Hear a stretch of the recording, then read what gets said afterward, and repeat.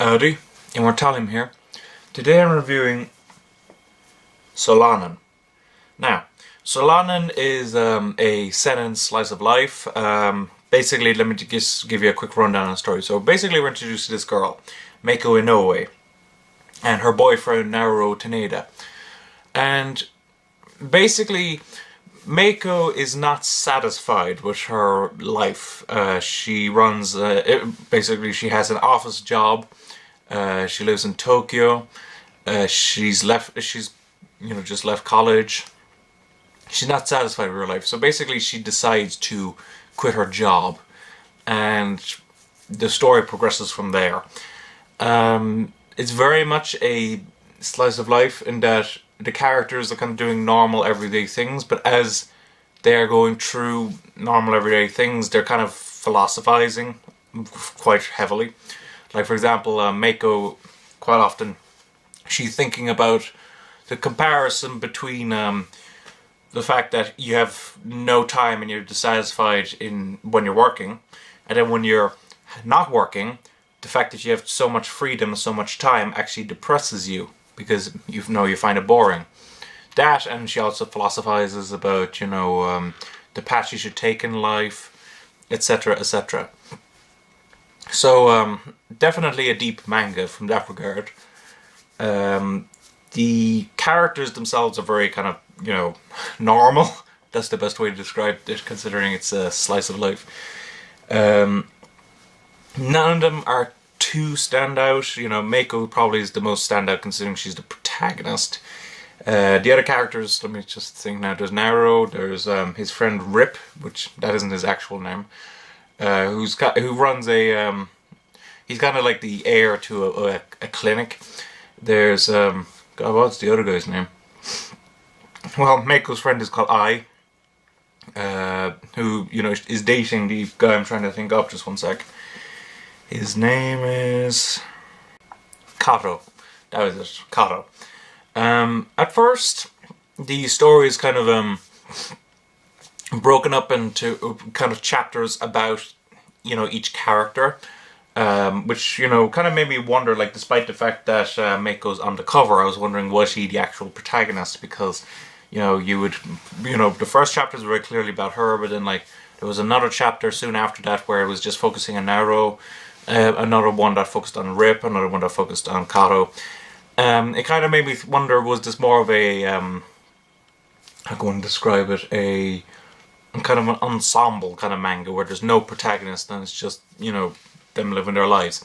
But a particular event happens halfway through the manga, which, kind of secures Meiko as the lead. And we kind of see her, conflict dealing with that event.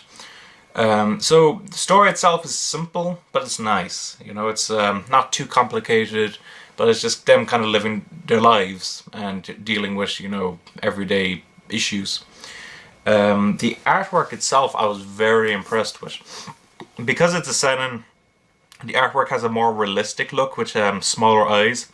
But I was particularly impressed by the shading. Let me just see if I can get you a good example. That page is a bit cluttered.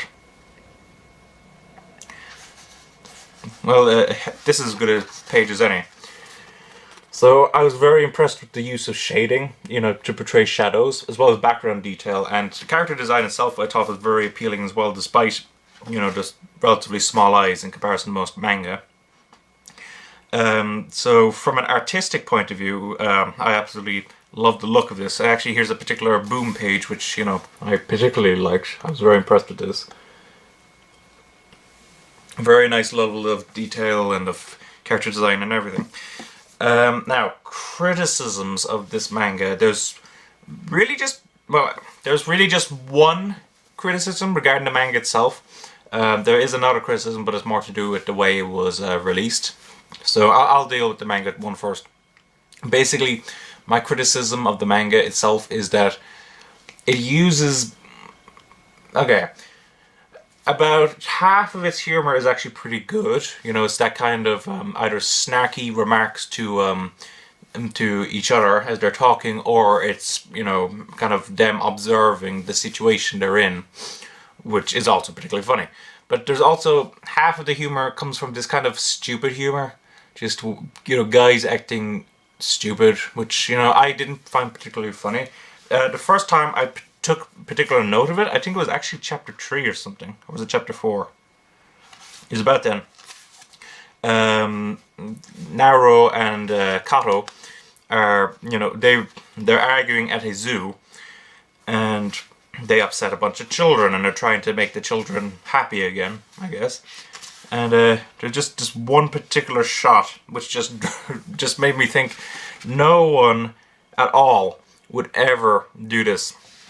You try to make children happy, and it is you see that down there? I'm not sure if you can, where they are literally creating an elephant out of their two bodies, try to make the children happy, which of course, you know, it's not. It's really weird, really creepy, and considering how realistic the story is in many other regards, you know, it just kind of jarred me. It kind of threw me off a little.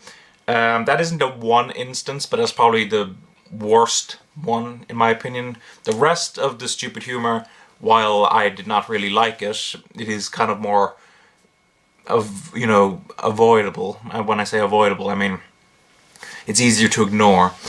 Whereas that one is kind of, ugh, you know, it's like them doing that in front of children and at a public place, a zoo. No one in their right mind would ever do that. So that's the manga itself. Overall, it's a very good manga, very well, you know, developed. Slow pace, of course, but that's the standard slice of life. My only real criticism of the manga itself, stupid humor. But besides that, great kind of character development as the characters philosophize, you know, over their daily struggles and their daily lives.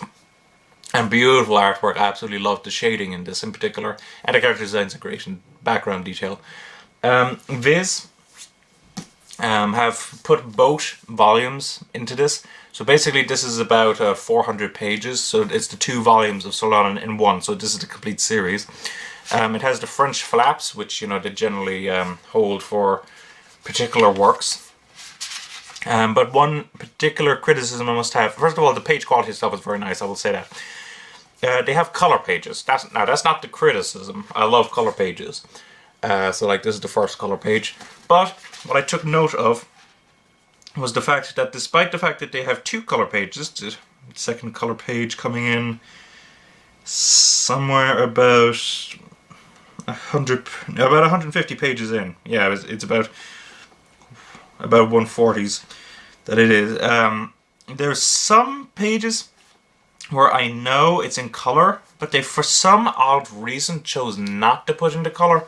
Now, like for example, this is very clearly a page that was originally printed in color and that they've turned monochrome for the manga release. But the weird thing is they've already made, you know, two sets of color pages. One at the beginning, which, you know, if it was just that, maybe, you know, I could accept that a bit easier because, you know, that clearly all they were doing was just getting the beginning.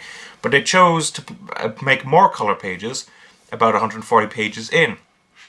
And that's not even like the beginning of the second, you know, graphic novel or anything. It's quite literally just, they chose that space to color for some odd reason. So I think what they should have done is they should have put in all the pages in color. Of course, that would have been the best thing for them to do. I guess the other thing would have been if they only put in the first page in color. But that would have been more annoying, you know. So I do appreciate the color pages that they did put in, but I just found it a bit weird that they chose to put some pages into color and they chose to keep some pages black and white. But also about trim size, this is the standard signature manga size, which is bigger than the, you know, tankobon size. So here's a trusty Yatsuba. About this size, which, you know, standard signature. I mean, if you've gotten like Tenjo Tenge, Biomega, 20th Century Boys, etc., you're gonna know the size. It's exactly the same size as the standard Viz signature. So overall, I would highly recommend you get this manga, even though it has that stupid humor and some of the pages should be in color that aren't. It is still well worth getting. It's pretty cheap for the content you get, and it's a very, very nice kind of everyday story, so I would highly recommend it. So thanks for watching. Don't forget to comment, rate, subscribe, and bye bye.